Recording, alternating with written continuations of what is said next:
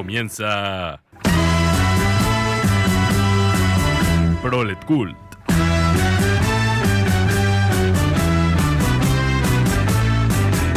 El motor de la historia.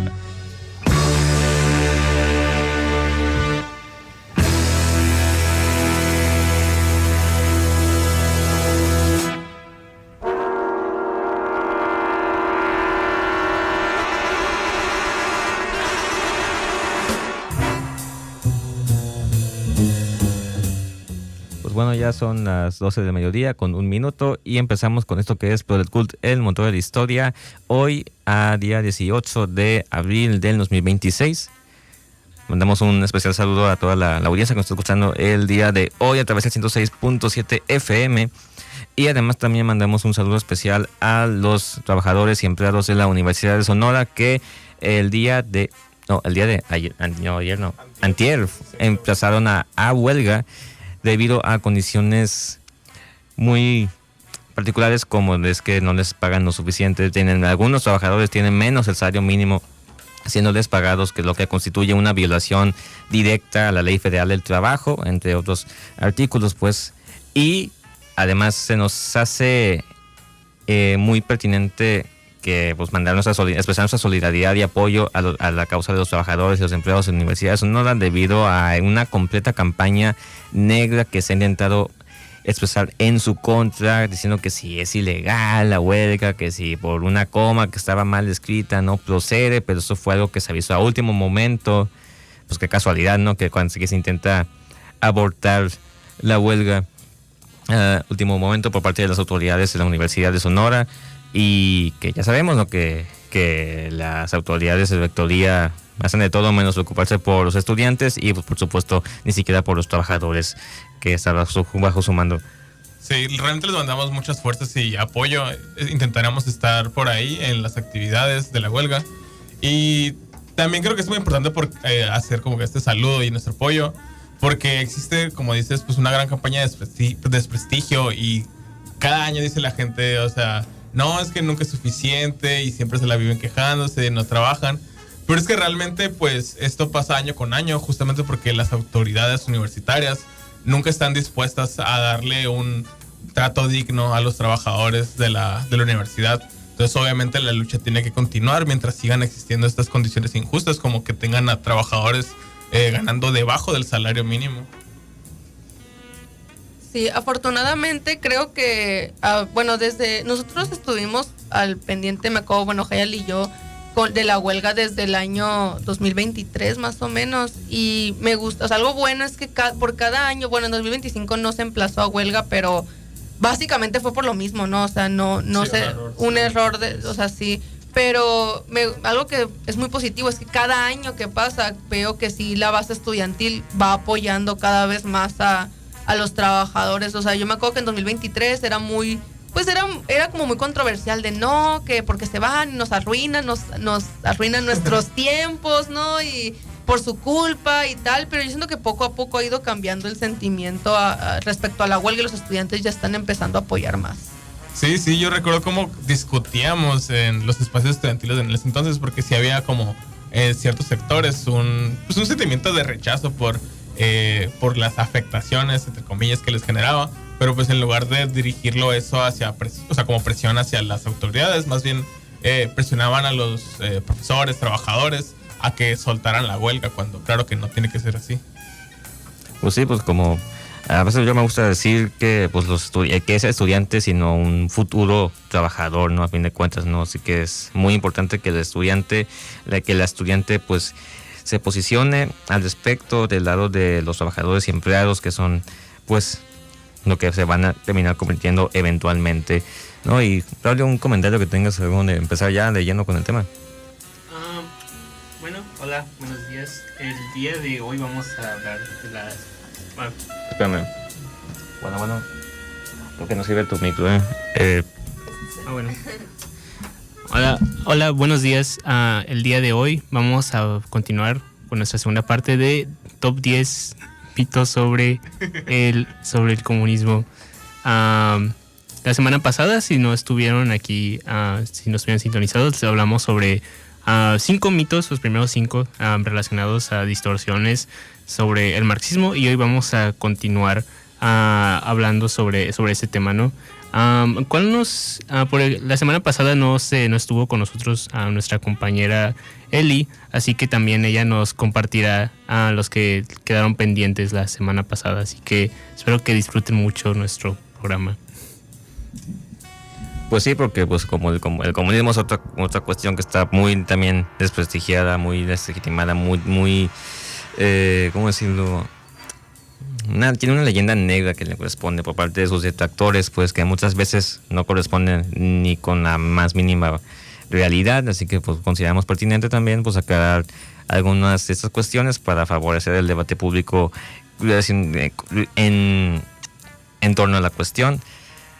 Y ya pues sin más, supongo que ya podemos pasar plenamente a la cuestión. Entonces, no sé, Eli, si tú quisieras empezar para pues dar inicio a la sesión, como Sí. lo hice la semana pasada. Perfecto. Bueno, yo puedo empezar con el primer mito que me tocó a mí, que es: en el comunismo todos cobran lo mismo, ¿no? Esta es una idea muy, muy común, ¿no? De que en el comunismo todos vamos a cobrar lo mismo y que cómo va a haber doctores y todos, si el barrendero gana lo mismo y entonces todos van a querer ser barrenderos y nadie van a querer ser doctores, ¿no? Y todos nos vamos a empobrecer y no sé qué, ¿no? Pero creo que el principal problema de este mito es que parte de como dos problemas como muy fuertes, ¿no? Primero que nada, que Marx, él ya habló, o sea, él sí habló de eso, porque la gente siempre dice, Marx falló en considerar, no, o sea, Marx habló de esta cuestión del ganar igual en vida.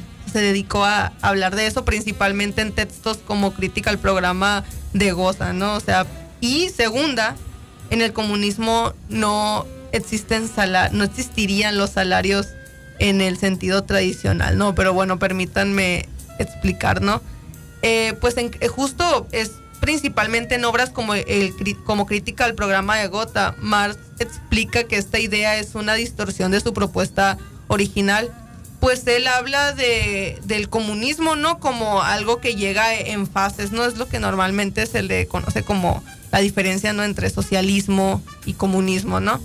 Se dice que la fase inicial del comunismo, o sea, después de la revolución, cuando hay un nivel productivo todavía limitado y pues obviamente las personas están pues recuperando, ¿no? De este gran cambio, pues en realidad sigue vigente lo que le llaman el trabajo como un criterio, o sea, la unidad de cuenta de trabajo como criterio de reparto, es decir, que según tu trabajo se te va a repartir, ¿no? Cada uno recibiría un salario o algo equivalente, que a lo mejor no necesariamente sería un salario, pero algo equivalente a su aporte productivo, ¿no? Y Marx dice que en esta primera etapa, dice, cada obrero recibirá de la asociación sindical su producto total, lo que antes entregaba al capitalista en forma de plusvalía, ¿no?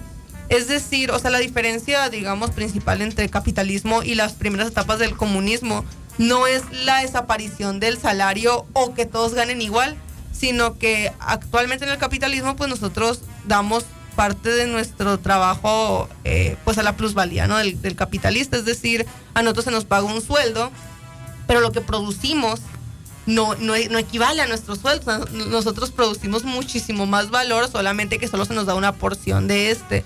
Lo que Marx propone en las primeras etapas del llamado comunismo de prima, o sea, el socialismo, ¿no? Como se le conocería coloquialmente, o no coloquialmente, pero como se le suele diferenciar, ¿no? Estas etapas, es que el trabajador sigue recibiendo un salario, sigue trabajando, pero la diferencia es que ya no se le extraería la plusvalía, es decir, se le daría como, digamos, si existiera el dinero, pues el dinero íntegro, ¿no? Equivalente a su valor, ¿no? Y lo que dice es que, o sea, dice, pero, dice, así anula la explotación, que es la plusvalía, pero aún mide su trabajo prestado, es decir, si trabajas menos, se te da menos, y si trabajas más, se te da más, ¿no? Y es de ahí que la igualdad que describió Marx es en realidad igualdad formal ante el trabajo. Es decir, si dos obreros trabajan el mismo tiempo o aportan la misma cantidad de trabajo, reciben el mismo ingreso, pero no existe este concepto de sueldos iguales para todos, ni como reparto arbitrario, ¿no? Y después habla de las etapas superiores del comunismo, ¿no? Lo que la gente conoce como el comunismo ahora sí, donde el trabajo pues deja de ser un simple medio de subsistencia, ¿no? Y en esta etapa, con la plena automatización y desarrollo de las fuerzas productivas, la sociedad podría adoptar la bandera de, que es el lema comunista, de cada cual según su capacidad y a cada cual según su necesidad, ¿no? O sea, y en este futuro ideal, o sea, eso es un futuro ideal más bien, o sea, no es la regla inmediata, ¿no? Y esta frase de cada cual según su capacidad, cada cual según su necesidad, pues es justo eso, ¿no? O sea, tú trabajas según tus capacidades y se te hacen tus necesidades, y eso no es no es en un sistema de salario, no es sueldo, o sea, no es ni siquiera tal vez dinero, sino que es justo tú, o sea, obviamente no podemos saberlo, no vivimos aún en el comunismo, no sabemos qué forma va a adoptar, pero lo que podemos suponer por la información que tenemos aquí es, digamos, tú vas y trabajas y a ti los medios colectivos, o sea, los medios ya completamente colectivizados te van a dar lo que necesitas. Bueno, ten tu casa, ten la comida que necesitas, ten digamos, lo que no sé, quieres un celular, una computadora, aquí lo tienes, no, pero no es pagar como tal, o sea, ya no existiría el dinero porque el dinero es como una condición del sistema actual, pues entonces si ya no existe ese sistema no podría realmente existir el concepto de dinero como lo entendemos actualmente, ¿no? Pero para esto tendría que pasar primero por esta primera etapa donde no es la base de cada cual según su capacidad, cada cual según su necesidad, sino de que a cada quien según su trabajo, ¿no? Según lo que trabajan. Entonces, en ese sentido, no podemos decir que vaya a ganar más, o sea, que todos van a ganar lo mismo, ¿no? Sino que realmente va a haber una distinción, y cuando esa distinción desaparezca, ni siquiera va a haber el concepto de ganar, o sea, no va a haber el concepto de ganar dinero, no va a existir. Entonces, por eso este mito es una caricaturización de Marx bastante extraña, ¿no? Y el mismo Marx dice, ¿no? Cuando el trabajo no sea solamente un medio de vida, sino la primera necesidad vital, de que podrá escribirse en la bandera, bueno, el lema que ya dije, de cada cual según su capacidad, cada cual según su necesidad. Y hasta entonces cada uno recibe según lo que trabaja, ¿no? Entonces yo diría que eso es el primer mito, ¿no?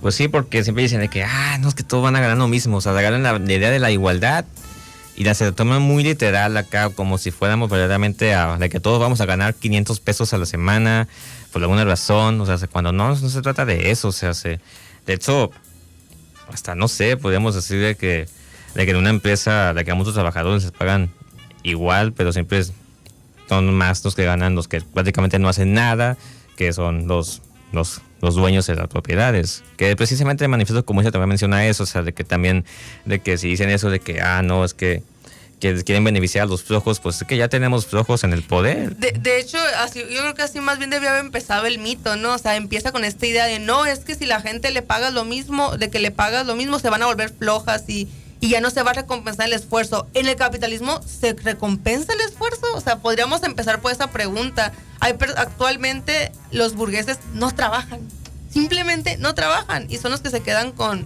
la mayoría de las ganancias de los trabajadores. Entonces, podríamos, o sea, si partimos por esta idea de que, si todos ganan lo mismo, que de por sí ya no va a ser así, pero no, eso es injusto, pues podríamos partir de decir que el capitalismo es lo verdaderamente injusto. Ellos están atacando un hombre de paja que no existe, pero el capitalismo sí existe y sí es injusto de verdad, ¿no?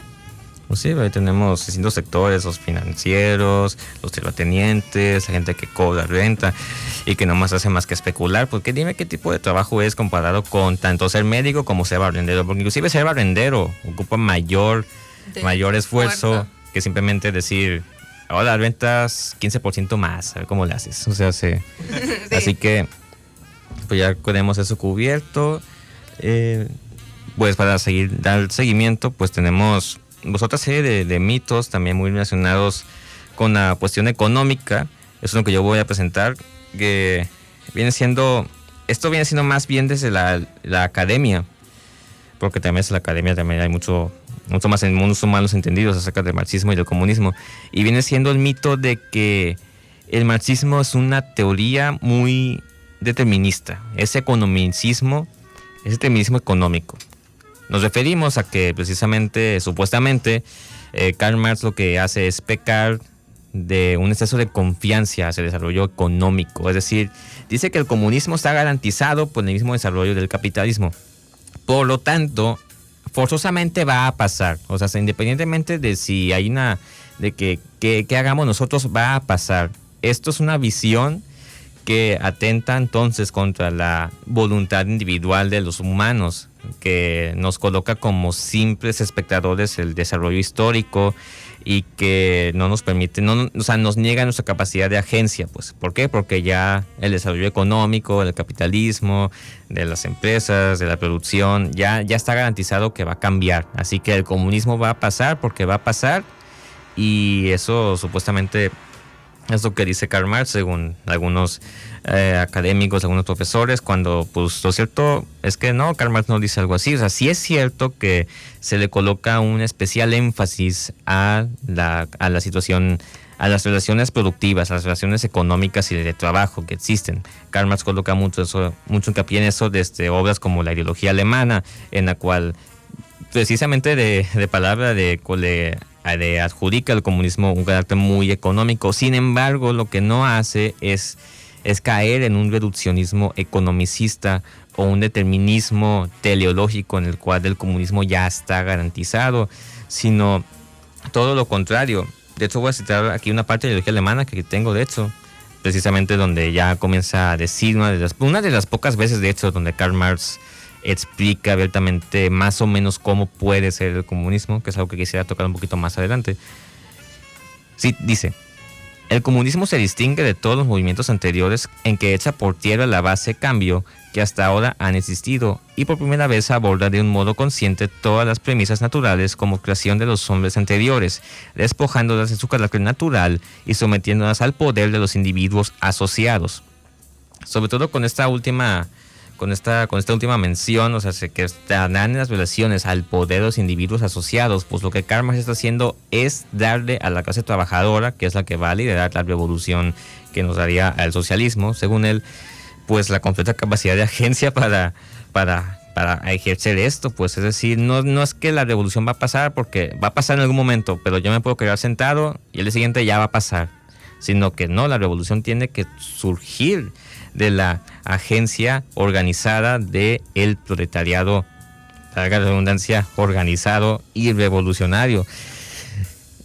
Puede que este mito también tenga mucho que ver, ya que también he leído yo algunos en la preparatoria, sobre todo me acuerdo de uno que está en la biblioteca, de algunos autores soviéticos que sí se les nota un poquito más una vertiente más vulgar del materialismo, en el cual sí, pero pues en el momento nos estamos centrando con la palabra de Karl Marx. Pues ahorita no tenemos más autores más que aquí a Marx. Tenemos unos cuantos libritos aquí que nos trajimos y nomás hay Marx y un panfleto de Lenin.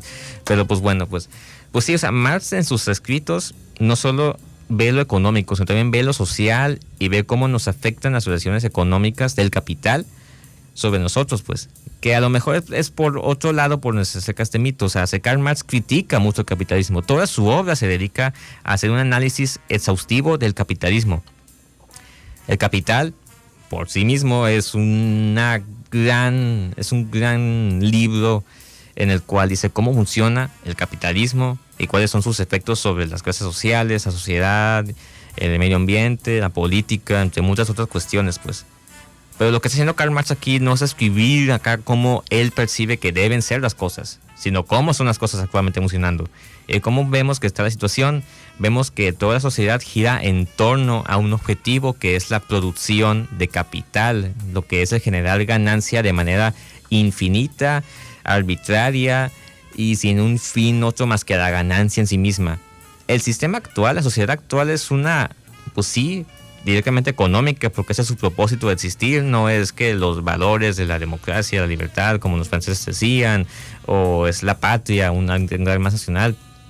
No, o sea, nuestro sistema existe para hacer dinero y pues todo está acondicionado para que gire en torno a ese objetivo directamente material, pero las cosas no deben de ser así. Si bien sí Karl Marx hace un énfasis en cómo nos organizamos para subsistir, esto no tiene por qué ser un carácter determinista ni economicista, y si estudiamos su obra nos daremos cuenta de que ofrece todo lo contrario. Busca emanciparnos de de este sometimiento que se nos impone a ser simples actores de producción, a ser simples trabajadores, para que nos podamos dedicar ahora sí en un nuevo ambiente a lo que verdaderamente queramos ser y no a lo que se nos dice debemos ser, es decir, trabajadores y productores.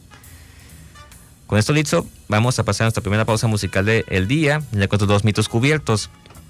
Vamos a irnos con ya un clásico, todo el mundo se lo conoce, los Beatles.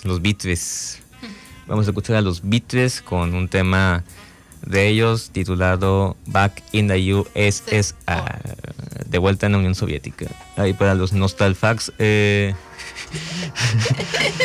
Bueno, pues vamos con los Beatles. Aquí estamos en el culto del motor de la historia. Muchas gracias por su atención. Esperamos, ya me voy a despedir. ¿Qué me está pasando conmigo? Aquí vamos a seguir. Quédense con nosotros para seguir abarcando mitos del comunismo el día de hoy. Me encanta esta.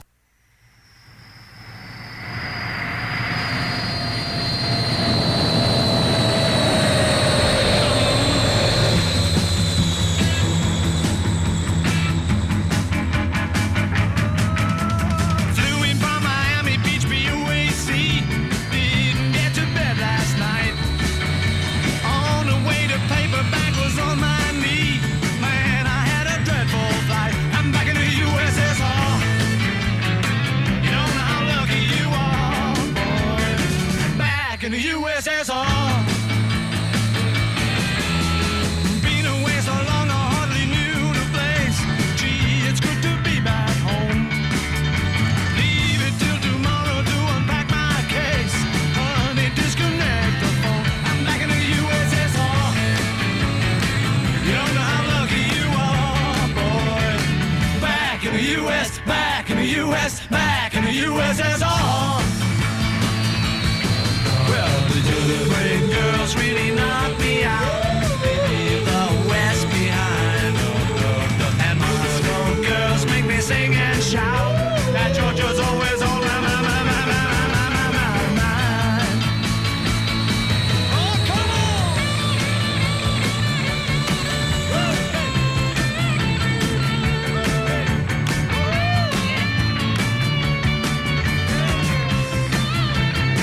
I'm back in the USSR.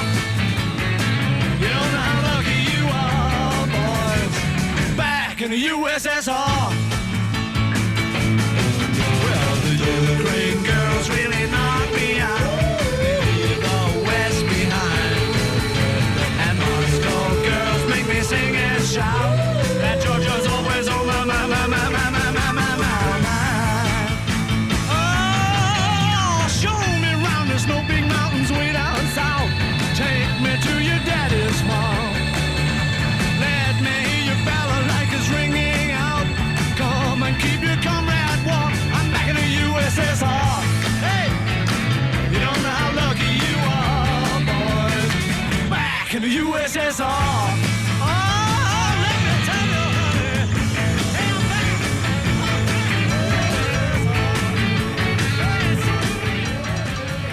Pues bien, acá ya escuchando a el cuarteto de Liverpool, acá en Política Local en los Radios. Esto fue Back in the USSR de los Beatles. Estamos en el culto del motor de la historia, hablando sobre el comunismo y algunos cuantos mitos existentes alrededor de esta ideología política. Que eso vamos a ver con eso. Como decía desde la semana pasada, que vamos a discutir qué tanto se puede hablar del comunismo como una simple ideología más. Y pues bueno, para eso, Braulio, vamos a ir directamente contigo. Vamos a seguir con los mitos que existen en torno a la doctrina comunista. Y pues nada, vamos a ver qué nos tienes que decir entonces. Bueno, hoy les voy a hablar sobre uno de los mitos más interesantes sobre el marxismo, porque no es realmente, no sé si lo calificaría como un mito como tal, sino es más como una discusión que no ha sido resuelta del todo. Y es sobre exactamente qué fue Marx. En la edición español de Wikipedia se describe a Marx como un filósofo, economista, sociólogo, historiador, periodista, intelectual y revolucionario comunista alemán. Aquí es donde muchos biógrafos de Marx tienen muchas discusiones sobre, bueno, ¿realmente fue un filósofo? ¿Realmente fue economista? Porque en muchos sentidos toda su vida parece que se está encaminada a romper radicalmente tanto con la filosofía y tanto con la economía. Entonces, ¿qué es exactamente Marx? Bueno, hoy primero antes de llegar a una conclusión sobre esto, vamos a hablar un poco sobre la relación de Marx con la filosofía y la relación de Marx con la economía, ¿no? Antes de hablar sobre entrar de lleno sobre la cuestión filosófica, pues hay que entender de dónde viene la tradición filosófica a la que pertenece Marx, ¿no? Pues en Alemania es el periodo donde vivió Marx, existe la corriente, el idealismo alemán, ¿no? Que tiene sus orígenes con la reforma protestante de Martín Lutero, pasa por Kant, Hegel y luego ya finalmente con Marx, ¿no? Es decir, la esencia de la tradición del idealismo alemán comienza con la crítica a la religión, pero como Marx menciona en Crítica a la filosofía del derecho de Hegel, para sus tiempos considera que la crítica a la religión ya está completa. Marx estuvo pues fuertemente influenciado por Hegel, ¿no? Como se sabe, ¿no? Entre las diferencias entre Hegel y Marx son algunas. No es que Marx rechace a Hegel como tal, sino que toma algunos aspectos pero los invierte, se dice popularmente. Para Hegel, una de las críticas que hace a la filosofía tradicional es que impone conceptos fijos y no demostrados a la realidad, aplicándolos indiferentemente o filtrando lo que no encaja. En cambio, lo que él propone es lo que se llama crítica inminente. Partir del contenido inmediato dado en el pensamiento, descubrir sus conflictos y contradicciones ocultas y comprender la realidad desde dentro, sin oponer presupuestos externos. Es decir, analizar las cosas por como son y no intentar ponerles adjetivos nomás porque sí, ¿no? Porque pensamos que les quedan bien, ¿no? Marx es lo que toma de Hegel, pero rompe con él en el sentido de que para Hegel la máxima expresión de esta actividad se concreta en la idea, no en la cabeza. Por eso se llama pues idealismo. Pero para Marx está en todo lo contrario. Marx encuentra la resolución de este análisis en la actividad de los seres humanos, ¿no? En el ser. Para Hegel, todo fenómeno real debe traducirse a forma de pensamiento como momento de la idea absoluta. Pero como Marx afirma, el concreto hegeliano es idealizado, abstracto, espiritualizado y distorsionado, no verdaderamente concreto. Marx toma la crítica materialista de la religión de Feuerbach. Feuerbach dice que la religión es un proceso de inversión de los seres humanos que crean a Dios y luego se someten a su propia creación enajenada. Esta noción de sometimiento y enajenación es muy importante para Marx y es básicamente el fundamento, ¿no? para toda su teoría. De hecho, él dice que Feuerbach es el que le proporcionó su base a su crítica, la crítica al capitalismo y su base de lo que es el socialismo, ¿no? Pero Marx, después de un tiempo de pertenecer a los jóvenes hegelianos, empezó a darse cuenta de las limitaciones pues de su pensamiento, ¿no? Él ve que tanto el idealismo y tanto el materialismo tenían ciertos puntos correctos, pero no terminan de expresar lo que él siente que es la forma más apropiada de analizar la realidad, ¿no? Ya hablamos de esto en un capítulo del Manifiesto Comunista, de que cuáles eran sus diferencias con el materialismo y el idealismo, pero muy cortamente dice que el idealismo estuvo correcto en analizar que los seres humanos tienen voluntad y que pueden cambiar su entorno a través de sus acciones, ¿no? Pero los idealistas lo identificaban principalmente a través del pensamiento, no de lo que hacemos. Y los materialistas estaban correctos en analizar el mundo exterior, pero muchas veces solo se limitaban a que los seres humanos tienen que analizar el mundo, pero no tienen que necesariamente interactuar directamente con él, ¿no? Vamos a decir que el materialismo nuevo de Marx es una combinación, ¿no? De estas dos cosas. Como menciona en El Capital, él dice: el método único materialista y por lo tanto único científico fue el que buscó explicar por qué un conjunto particular de condiciones materiales, una forma particular de organizar la vida práctica, dio lugar a formas particulares de percibir y malinterpretar el mundo. formas de entender y ser conscientes de lo que podría parecer natural o social, verdadero o falso, plausible o implausible, posible o imposible, y así sucesivamente. Este método no solo proporciona la clave para descifrar los debates escolásticos aparentemente interminables sobre la verdad y la realidad o la realidad del pensamiento. La actividad práctica y las relaciones que la organizan son las claves de la realidad social. Entonces, para Marx no es tanto una cuestión sobre, como él expresa en su lema más famoso, ¿no? Los filósofos han interpretado el mundo de varias formas, pero el punto está en cambiarlo. Obviamente que él expresa una relación de que no se puede cambiar el mundo si no lo interpretas de forma correcta, pero tampoco se puede interpretar de forma correcta el mundo si no interactúas con él directamente. Es decir, la praxis informa a las ideas y las ideas también informan a la praxis, ¿no? Es una relación pues dialéctica, ¿no? Como él lo entiende. Entonces, ¿por qué se dice que Marx ¿por qué se cuestiona sobre si Marx es un filósofo o no? Lo que, como él dice de forma burlesca en la ideología alemana, él dice que... ¿Dónde está la cita? La perdí, la tenía aquí.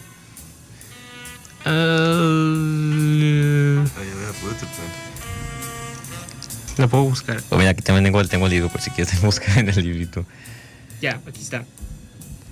La filosofía y el estudio del mundo real guardan la misma relación que la masturbación y el amor sexual. Es decir, la filosofía siempre estuvo, pues como el acto de la masturbación es solitaria y es autocontenida, ¿no? No es una relación no se expresa a través de la relación entre personas.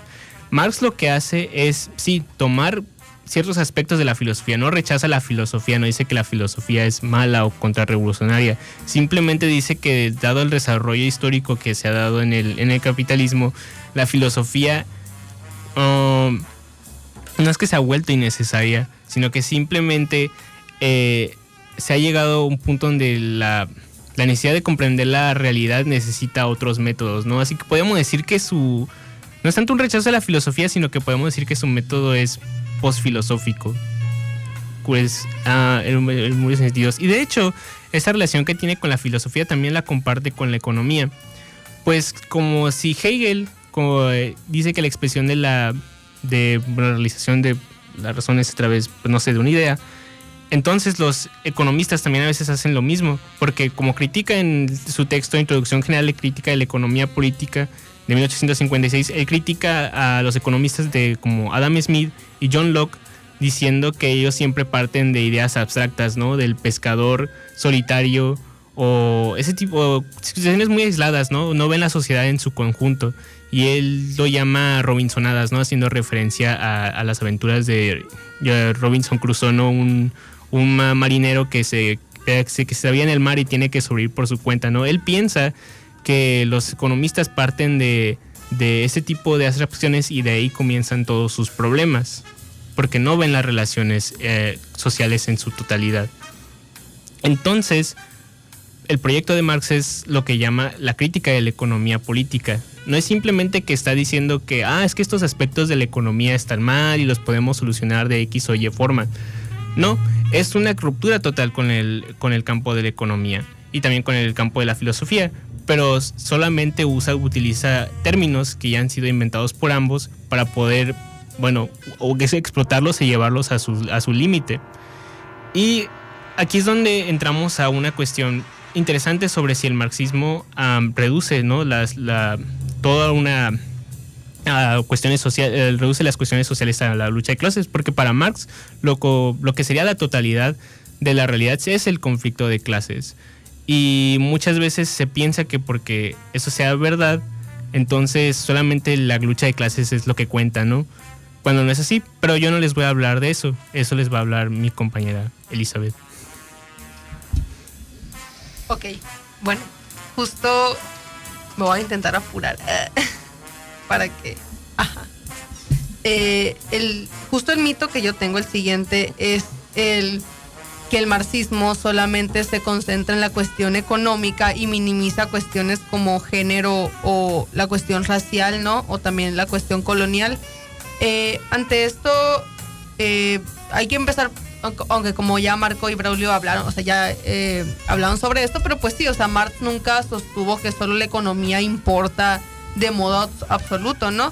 De hecho, en el prólogo de Contribución a la crítica de la economía política, o sea, deja en claro que las condiciones materiales son la base social objetiva, pero no reduce automáticamente solamente una cuestión económica, sino que es justo eso, o sea, las condiciones materiales son las que dan la superestructura, y la superestructura son todas esas instituciones y sistemas sociales, ¿no? Entonces, bueno, respecto al tema de, o sea, bajo esta misma línea también Engels en la dedicatoria del manifiesto de 1883 dice: el proletariado no puede emanciparse sin emancipar de una vez a la sociedad entera, ¿no? Y con esto pues enfatiza que la emancipación obrera debe incluir a los sectores oprimidos, ¿no?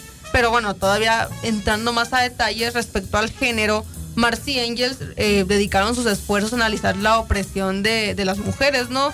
Con el muy conocido libro de Engels, ¿no? El origen de la familia, la propiedad privada y el Estado, de 1884, donde demuestra que la subordinación femenina surge por la propiedad privada y que en el comunismo esta dependencia se suprimiría, ¿no? También en sus principios del comunismo, Engels anticipa que el régimen comunista abolirá la dependencia de la mujer respecto al hombre. Y abro cita, dice: se destruirán de raíz las dos bases principales del matrimonio actual, la dependencia de la mujer hacia el hombre y la de los hijos hacia los padres, ¿no? Poniendo fin a la explotación doméstica. Entonces esto es, bueno, hay que tomar en cuenta que para su época esto era, sí, creo que ya de por sí esto sí es bastante radical en la actualidad, o sea, el hablar de una abolición, de una destrucción del matrimonio en este giro fascista donde de pronto es feminista casarse o algo así, ¿no? O sea, en realidad esto sigue siendo una declaración muy radical, pero esto en 1800 era impensable, ¿no? O sea, pero aún así lo conceptualizaron, ¿no? Y en cuanto a temas de raza y colonialismo, Marx consideraba el racismo como una ideología divisoria de la clase trabajadora y en repetidas ocasiones, o sea, atacó el racismo de su época, que hay que tomar en cuenta que justo Marx nació al mismo tiempo del darwinismo científico y los tiempos donde se creía que el racismo era algo biológico, que era algo natural, o sea, hay que tomar en cuenta que para que Marx, o sea, que en estas épocas que Marx haya dicho lo siguiente, dice: un negro, o sea, en el caso de los esclavos africanos, o sea, lo trató en el tema de los esclavitud negra en Estados Unidos, dice: un negro es un negro, solo se convierte en esclavo en determinadas relaciones, ¿no? Esto, el hecho de que Marx diferenciara entre un negro y un esclavo, era algo muy, en su época, actualmente lo entendemos, ¿no? Pero en su época era algo muy, muy revolucionario, porque en aquellos momentos se creía que esta era una división natural, ¿no? O sea, que las personas negras eran inferiores, que no eran completamente humanas y que estaba bien que se les esclavizara porque no entendían, ¿no?, la realidad como los blancos superiores, ¿no? Entonces que él entendiera que los negros son personas, son humanos, y que únicamente se les consideraba inferiores por las condiciones de la época, era algo que en aquel momento era controversial, ¿no? Y también él reconocía que la industria textil inglesa se basa, o sea, él hizo esta crítica, ¿no? Se basaba enteramente en las plantaciones esclavistas del sur norteamericano, y a lo largo de su trayectoria fue profundizando su comprensión de la esclavitud como un fenómeno económico que no era una mera repetición de la esclavitud que hubo en la antigüedad, ¿no?, sino que era una forma de explotación económica que, aunque se consideraba precapitalista, le funcionaba completamente la acumulación del capital. O sea, él entendía que el capitalismo se forjó de una esclavitud, de una relación precapitalista, en el sentido de que la esclavitud existía de años, pero era funcional al capitalismo. Y él también hizo la crítica, ¿no?, de antes, por ejemplo, uno llegaba a ser esclavo siendo un prisionero de guerra, por ejemplo, o por medio de castas, decía, pero ahorita se le está intentando, o sea, pero no se reconocía que una persona llegaba a ser esclava. Él criticaba mucho que en los tiempos donde él vivió, él se veía como algo que así debía ser, o sea, que algo natural, o sea, era diferente. O sea, antes, en los tiempos del esclavismo, la esclavitud era como, te vuelves un prisionero, pues ahora eres un esclavo.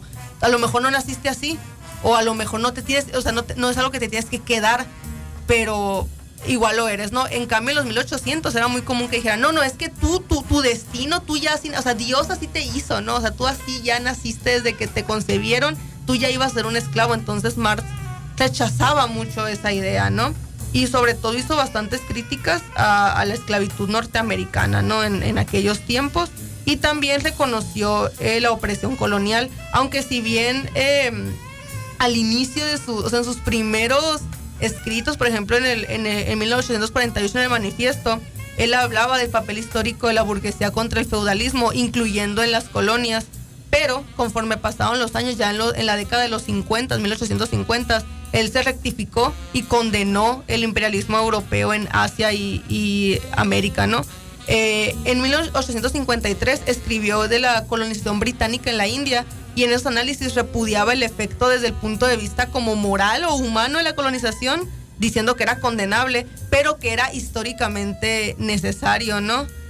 Sin embargo, en el 1857, él ya escribió artículos donde explícitamente apoyó, ¿no?, la lucha anticolonial, y aunque siempre estuvo en contra del racismo, consideraba pues la esclavitud un problema, después Marx esto lo conectó a la cuestión colonial, ¿no? Y llegó a entender que la opresión colonial era más un progreso para quienes ocupaban, más que para los pueblos autóctonos que eran colonizados. Entonces, cuando él ya entendió esto, porque también el marxismo es una ideología que fue evolucionando, ¿no? Entonces, cuando él ya entendió esto, realmente se posicionó, ¿no?, a favor del colonialismo. Pero el hecho de que él hablara de todo esto ya implica que le importaba lo suficiente, ¿no? O sea, empezando porque no es que ni siquiera le importó, pues sí le importó, habló de eso, ¿no? Y sus posturas eran para la época, la verdad, no eran lo común, eran bastante revolucionarias, ¿no?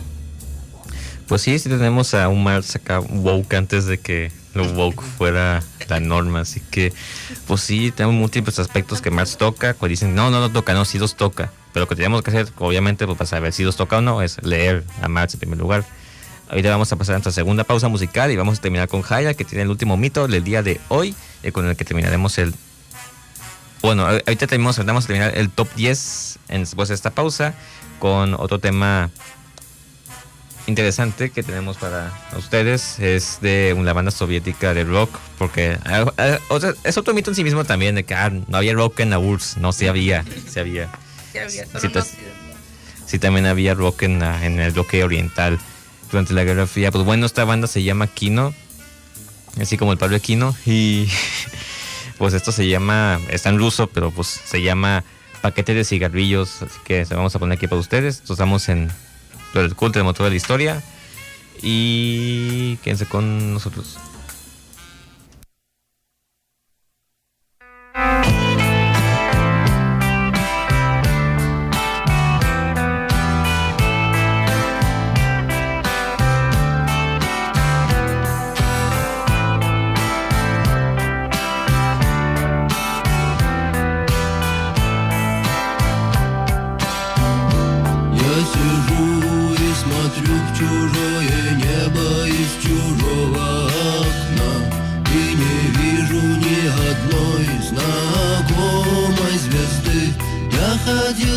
Всем дорогам и туда, и сюда, обернулся и не смог разглядеть следы. Но если есть в кармане пачка сигарет, значит все не так уж плохо на сегодняшний день. И билет на самолет с серебристым крылом, что, взлетая, оставляет земле лишь тень.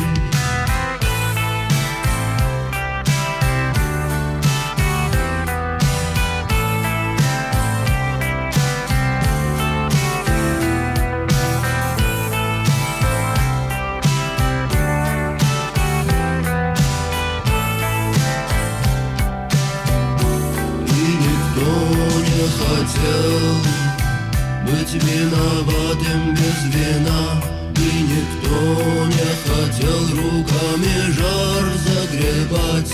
А без музыки на миру смерть не красна, а без музыки не хочется пропадать. Но если есть в кармане пачка сигарет, значит все не так уж плохо на сегодняшний день.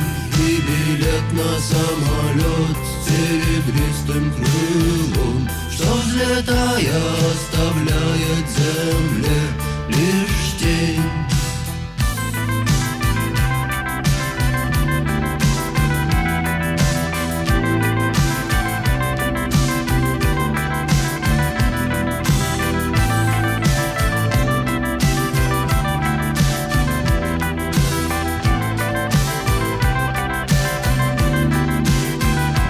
Если есть в кармане пачка сигарет, значит все не так уж плохо на сегодняшний день. И билет на самолет с серебристым крылом, что взлетая оставляет земля лишь тень.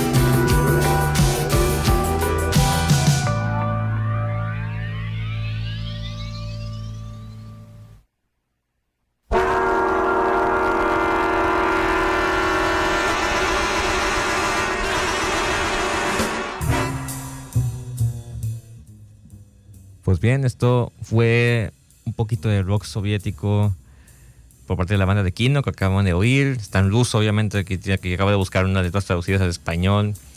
Parece dice en algunas partes: y nadie quiere ser culpable de un crimen que no cometió, y nadie quiere hacer el trabajo sucio de otra persona, y sin música en el mundo, la muerte no es hermosa, y sin música no hay ganas de desaparecer. Es parte de lo que nos dice aquí la banda soviética, Kino.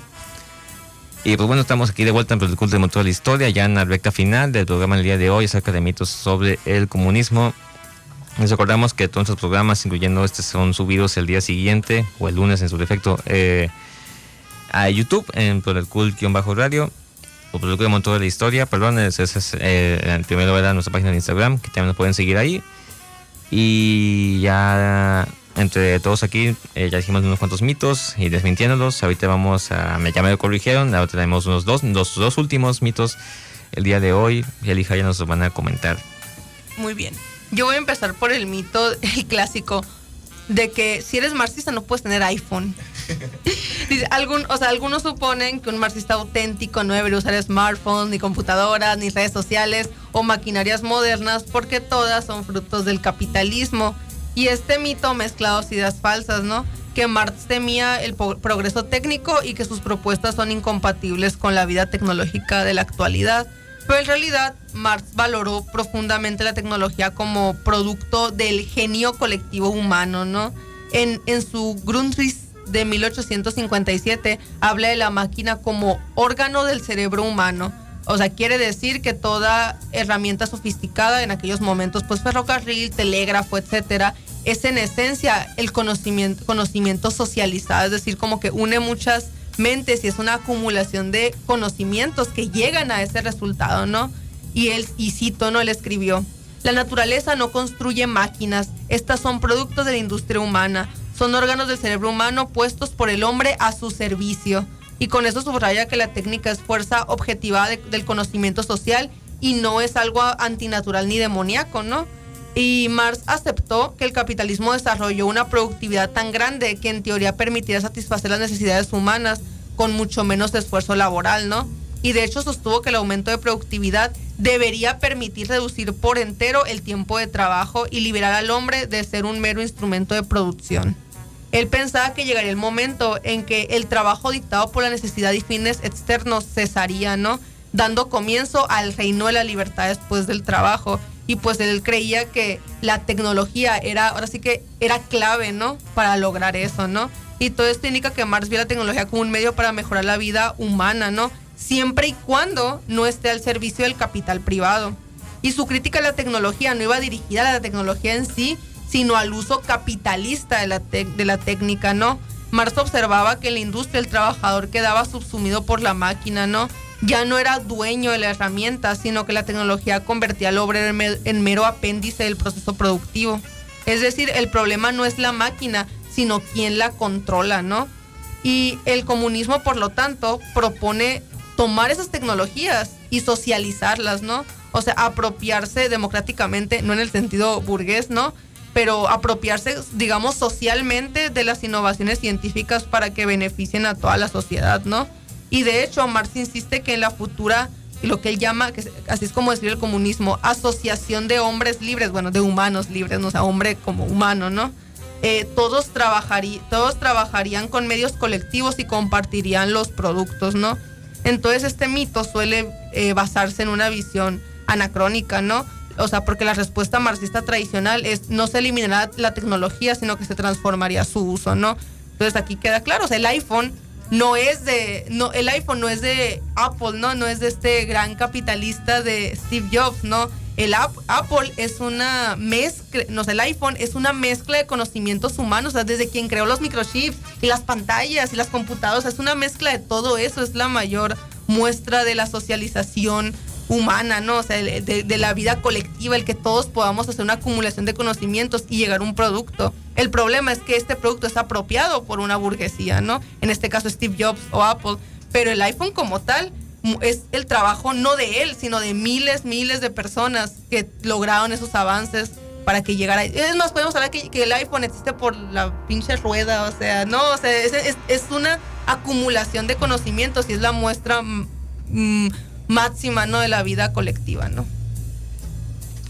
Sí, ahora ya para ir cerrando, porque ya tenemos el tiempo encima, pues el último mito es como que el más básico, es la afirmación de que el marxismo es cosa del pasado, el comunismo es cosa del pasado y que ya fue superado. Pues lo cual es falso y reduccionista, ya que las condiciones que vieron nacer al propio comunismo no han sido superadas. Y es que muchos de sus diagnósticos fundamentales de los que hablaba Marx, como la tendencia a la concentración de la riqueza, la producción de desigualdades estructurales, la lucha de clases y las recurrentes crisis económicas del capitalismo, pues siguen existiendo. Y lejos de haber sido desplazada por un paradigma alterno que explique de manera integral estos procesos, pues el marxismo sigue siendo una referencia clave para poder explicarlos y entenderlos. Y pues parte de esta idea de su supuesta obsolencia suele apoyarse en una confusión conceptual que equipara el marxismo con determinadas experiencias políticas del siglo XX, pero pues esto implicaría juzgar un marco teórico por sus aplicaciones históricas específicas sin considerar su valor como un instrumento de análisis. También por otro lado, pues considerables teorías contemporáneas que pretenden describir nuevas fases del capitalismo, como por ejemplo podríamos poner el tecnofeudalismo, en realidad retoman, aunque sea con otro lenguaje, problemáticas que ya fueron abordadas por la teoría marxista, como la concentración del poder económico, el control de los medios de producción, que en este caso pues ahora son digitales, y también la extracción de valor a partir de relaciones asimétricas, en este caso pues trabajador y el propio capitalista.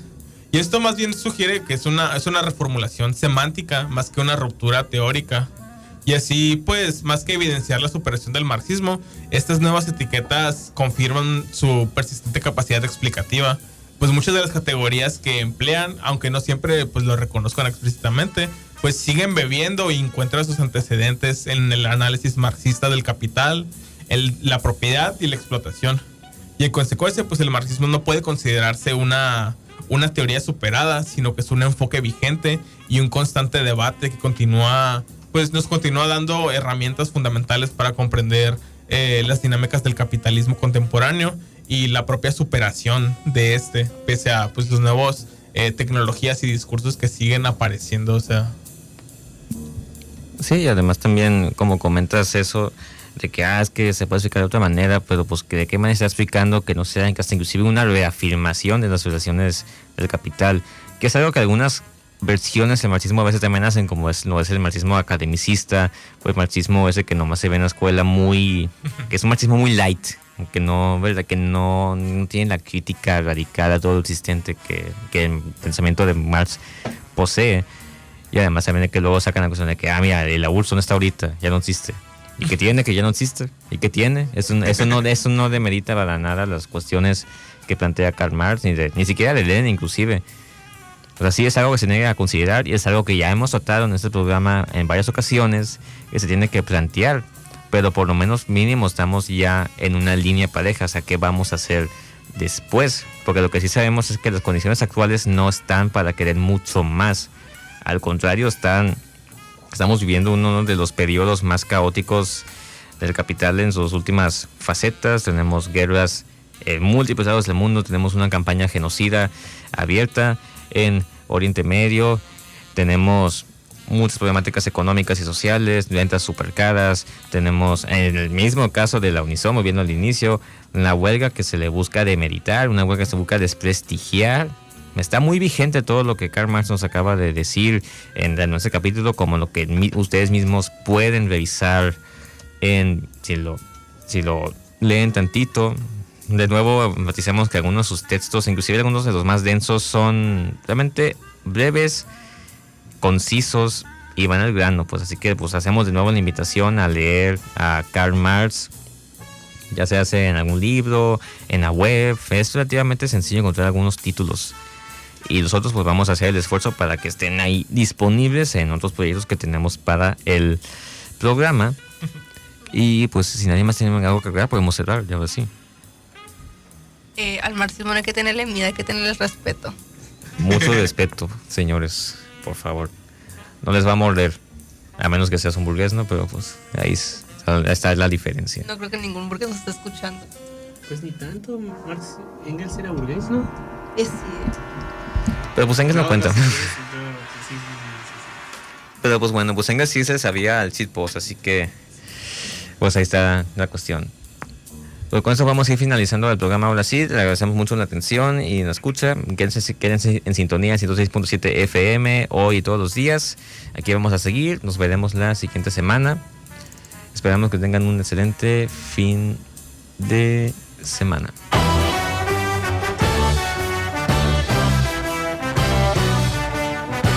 Aquí se despide Prolet Cool, el motor de la historia. Nos vemos el siguiente sábado a las 12 p.m. y les deseamos un excelente fin de semana.